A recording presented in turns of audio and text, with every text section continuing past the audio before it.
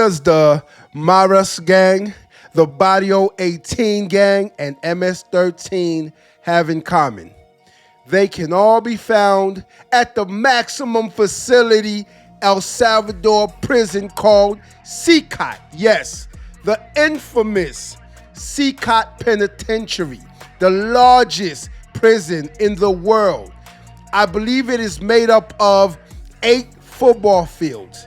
I might be wrong on that, so do your research, but last I heard, I could have swore they said it makes up about 8 football fields.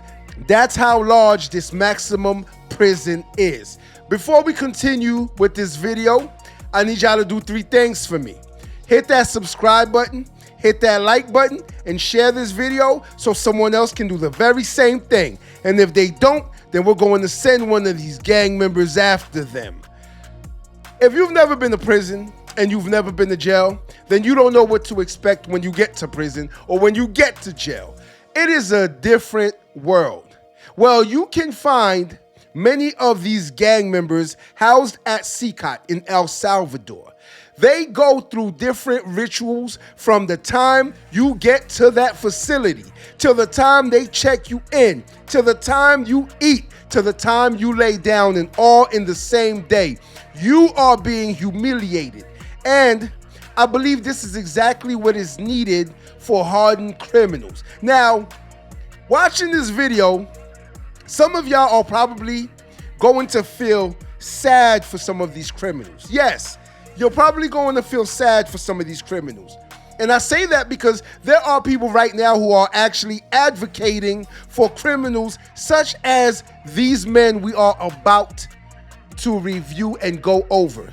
A video like this has to be made because when you have others who are advocating for criminals, others, yes, you may say people change. I get that. You may say people make mistakes. I get that. I've changed. I made mistakes when I was younger. When I was living the street life, I made mistakes. Yes, we all probably have. If it wasn't a certain mistakes in the streets, it was probably mistakes at home. It was probably mistakes at school, but we all made mistakes. And so, yes, you can change. But when I tell you, these are the sickest of the sick. These are the most hardened criminals that you wouldn't even walk through the fires of hell with, because they probably run hell.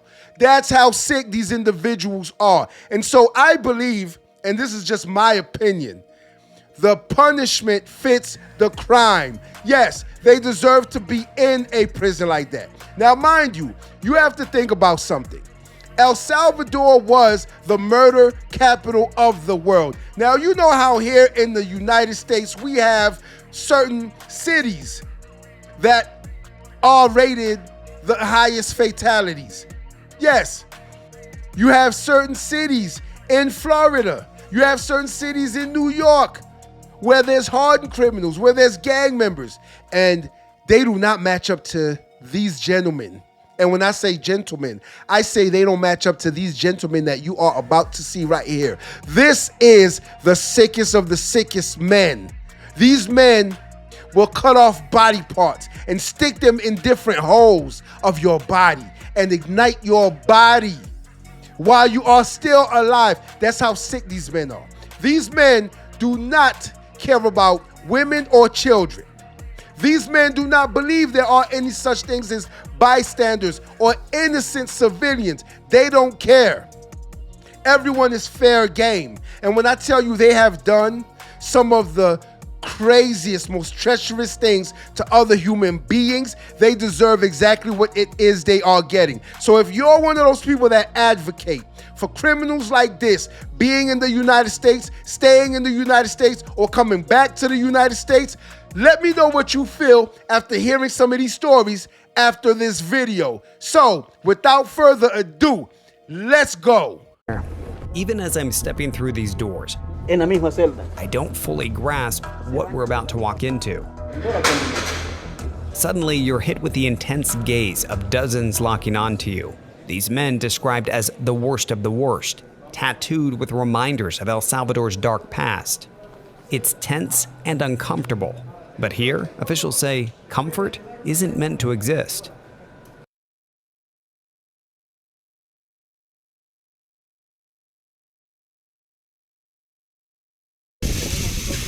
All right, we're gonna go in here. Even as I'm stepping through these doors, En la misma celda. I don't fully grasp what we're about to walk into. Suddenly, you're hit with the intense gaze of dozens locking onto you. These men described as the worst of the worst, tattooed with reminders of El Salvador's dark past.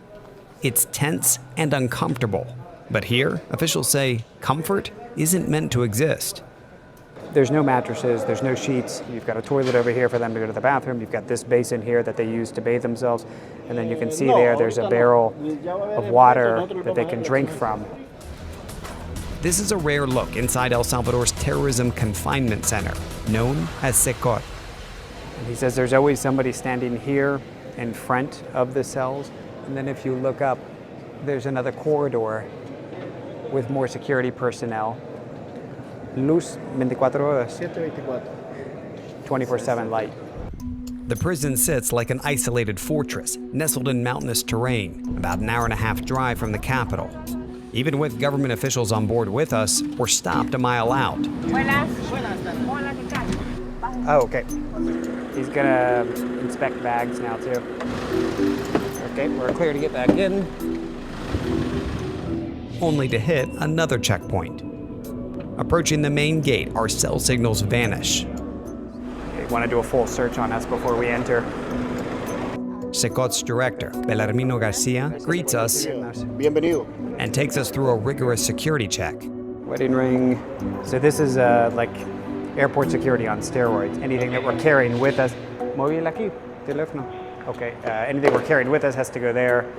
And then there's a body scan that continues on the other side. Okay. Shoes off. This one back on. Gracias. Del total. Once cleared, we toured the vast campus, starting with the armory. He says they have to constantly remind themselves that they're dealing with essentially the worst of the worst, and for that reason, they need to be ready for whatever risks they might face. It's been equated to 7 football stadiums. It's almost multiple prisons within the prison. You can see off to the distance, there's 3 different rings as they describe.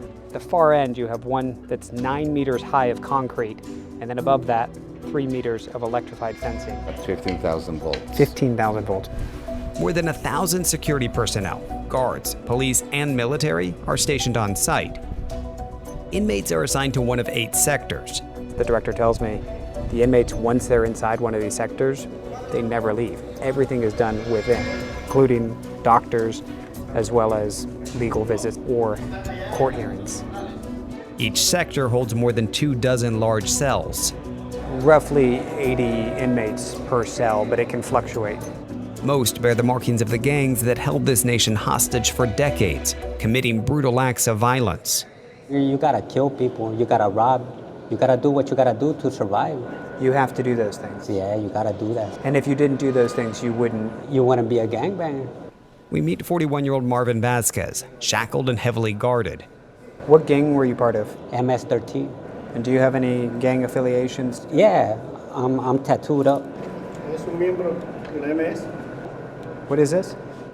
Crazy criminal. Say crazy criminals. Yeah, I made this clique in 2011. You made the clique. Yeah, You were a gang leader. yeah. They cut off body parts and stuck them in other body parts and burnt this person's face alive. Do you see where animals go? Yes, this is where animals go. See, it's crazy to me that whenever there's a wild animal out in the world, right? Let's say a wild animal was to come to your city, right? And it was terrorizing people. You would find it in your yard. It would be in your backyard. People were afraid to go outside. They didn't know where it would pop up next. I'm talking about a wild, vicious animal who had no care for anyone, right? Right? So imagine that. Now, what would you do if that animal was in your city, in your vicinity, in your neighborhood, in your town? What would you do? You would probably call someone to come get it, right? To come find it, come get it, and then do what to it? Lock it up, because it's an animal, right? These are animals. Do you not understand that? These men do not care about human life. They don't. For you to be able to do such heinous things such as cut people's body parts off, stick them in other holes, burn them while they're alive, and just to name a few things that they do, what do you think they would do to you if they got their hands on you? Imagine all of these animals running rampant in one city. When I was younger, I used to watch the shows where they interviewed a lot of these guys. And the crazy thing is, I never knew that it was El Salvador.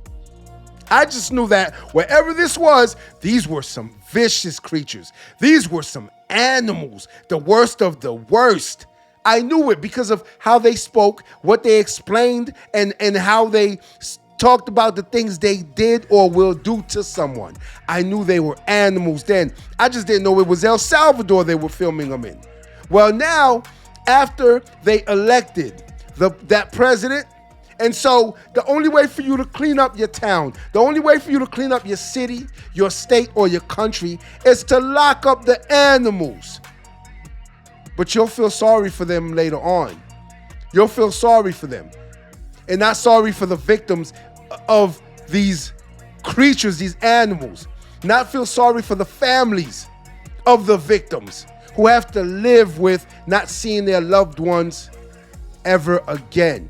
And so I see exactly why they don't get any visitors. Think about that. This is exactly why they don't allow them any visitors. Because the person's life that you took, their family will never see them again. So why should you be able to see your family?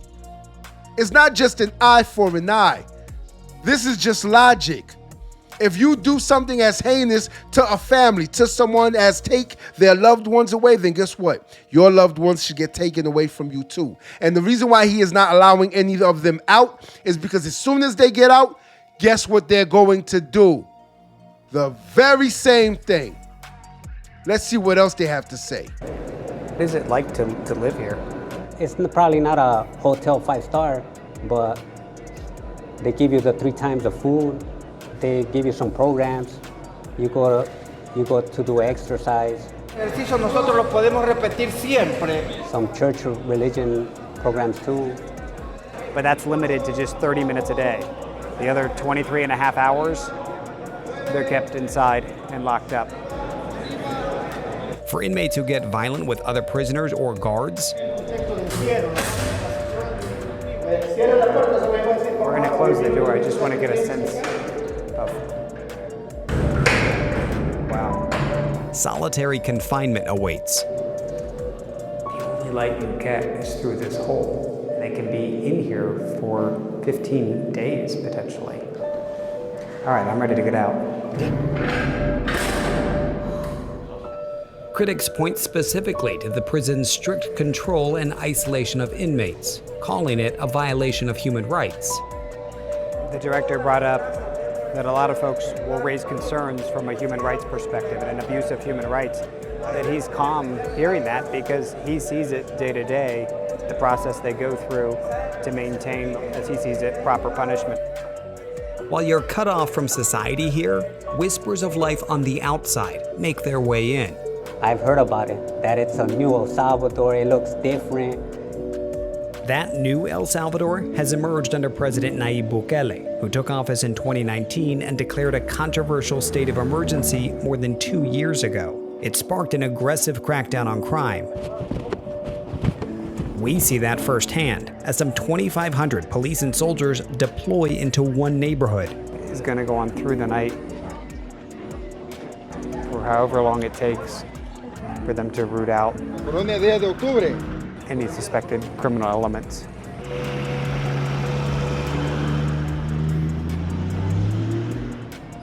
Late last week, as the U.S. State Department lowered its travel advisory for El Salvador, citing a significant reduction in crime, it also warned that Bukele's emergency measures allow authorities to arrest anyone suspected of gang activity and suspends constitutional rights. Hola. Juan Carlos, yo soy David. Juan Carlos tells me he was wrongfully held for 5 months at a lower security prison earlier this year. He says the poor conditions led to an infection in his leg. He said he was lumped in and assumed to be part of a gang, and he said in part because of how he looked. He had long hair, he said he had a long beard, and he says he has tattoos, but he points out that for him these are just artistic expressions. They have nothing to do with being part of a gang. The Bukele administration has acknowledged that innocent people have been swept up in the crackdown, and they say more than 7,000 have already been released. They see it as collateral damage, and Juan Carlos, while frustrated with the tactics, believes under Bukele his country is safer. Is this headquarters for you guys? Yes. Okay. Yes. Bukele's security minister targets gangs with an academic-like approach. I heard you have a book. Is it true? Yeah. And this is a book that has the markings of gang members. All the marks. The minister compiling his findings from his nearly 30 years in law enforcement to help interpret gang symbols. Wow, these 3 dots that says signify 3 things to the gang members, that they have 3 destinations essentially: jail, hospital, or cemetery. From his office, he monitors crime reports in real time and keeps tabs on his officers in the field. You can say, if there's a particular officer that's in an area that's in question, why were you there so long? What were you doing? Of course. And you can hold them accountable. He even says the program they've built has started to incorporate AI, which can tell them Where you have to put your police officer. and yet most we meet seem unfazed by the added show of force. ¿Te sientes seguro? I asked him, I said, how do you feel with all these soldiers? I mean, there's a couple of dozen just even right outside his door. And he said, no, I feel safe. I sat next to Jorge Moran on my flight in. His family fled El Salvador's civil war when he was 3. Just coming to the airport, you feel the sense of like safety, you know? Do you feel it in the U.S.? No. You don't? No. And you live in Indiana? Yes, sir. Jorge fully supports President Bukele, as do most arriving passengers, it seems. And folks are actually stopping to get their pictures taken between President Bukele and First Lady. Under Bukele's state of emergency, law enforcement have arrested more than 81,000 people. El Salvador now has one of the world's highest incarceration rates. Most end up in facilities like these, where they can work to reduce their sentences. Are we supposed to feel sorry? Oh, wait. Some of y'all probably do feel sorry for them. And that's wild to me. Never in my life would I think you would sympathize with men like these. Never. But some of y'all do. You advocate for these men being in cushy cells, being treated a little less harsh. This is too harsh for them. Yes, this is too harsh for them. Do you see their living conditions? They sleep on a steel cot. This is not how a human being should be treated. Well, how about the victims and how they treated them? And we're not going to get into some of the things that they've done to their victims. See, it's very smart that they cut off the phone signal. I didn't know that. That's smart. Whoever designed that prison, they know exactly what they were doing. Cut off all phone service. No type of service in that prison at all. So that way they can't call out. Because we all know that prisoners put hits out, especially when you are a high-ranking member of one of these gangs. You know this. And we are talking about some of the worst gangs in the world. These are men that you would not come across. Do you understand me? These are men that you would not want to come across on any busy street, on any dark street. You wouldn't even want to see these men in a bar. No. And you can tell who they belong to, who they roll with, by the tattoos on their faces. They told you. This is how they show their dedication to the gang. So that tells you right there, that type of person has nothing to lose. And when a person has nothing to lose, you will lose something. When that person has nothing to lose, you will lose something. Yes. So you can say that they're living under harsh conditions and this prison is just too harsh for human beings. This isn't how humans should be treated. They're being treated like animals. But let me ask you this. Should the punishment not fit the crime? And if so, should they be on vacation when they go to prison? I thought not. Let's get back to this video. The most hardened criminals, though, brought to CECOT, where inside, a life sentence awaits. We did bad things, we pay it the rough way, doing time. And yet for many on the outside, Feel sorry for who? Who do you feel sorry for now? Yes, I'm not saying that these are not human beings. Of course they are. And you see how they are trying to rehabilitate them through religion, because I see exactly what this prison is doing. They are having them sing songs in unison every day as a group. They are having them dive into religion in order to try to save at least one. Because if you can try and save some of these prisoners, some of these criminals, some of these gang members, and you managed to save just one, it was worth it. Because you were able to keep the rest of them off the streets, which is exactly what El Salvador needed at the time and what they need now. That is why they are able to hold things like the beauty pageant they mentioned earlier. Could you imagine trying to hold something like that with criminals and gang members like these out in the streets? Extortion. Yeah, extortion. They would extort everyone. It was not safe. And not to mention, don't be a tourist. It definitely wouldn't be safe for you in El Salvador. With these gang members running wild, there's no telling what could have happened to you. And I know that people were being kidnapped. I know that people were being deleted. Yes, kidnapped for what? For money. That's where the extortion comes in. Businesses, extortion. They would extort everyone. And if you don't pay, guess what? They're doing something to your family member, or even worse, they're doing something to you. And so these men are human beings, but they still deserve to be locked up. They still deserve to be locked up. Do I have to say it again before you stop sympathizing with these people, with these men? You saw the tattoos on his face. Think about this. Who gets all these tattoos on their face if they don't have anything to live for? Not to mention, it tells you that only the leaders are able to put tattoos on their face. Only the leaders are able to tat their faces up. And so this tells you exactly what level of villainy, what level of devilish he is. He has a teardrop. And I'm not talking about one of the fake ones that y'all have put on your eye with a marker. No, this is official. These are real gangsters.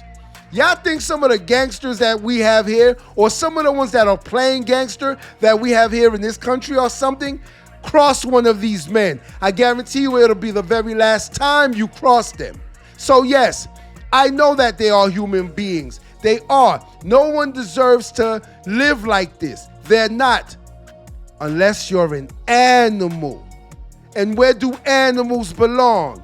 In a cage, exactly where they are. Until next time, y'all be safe and stay away from those gang members. If you like this video, like, share, and subscribe to the channel for more content.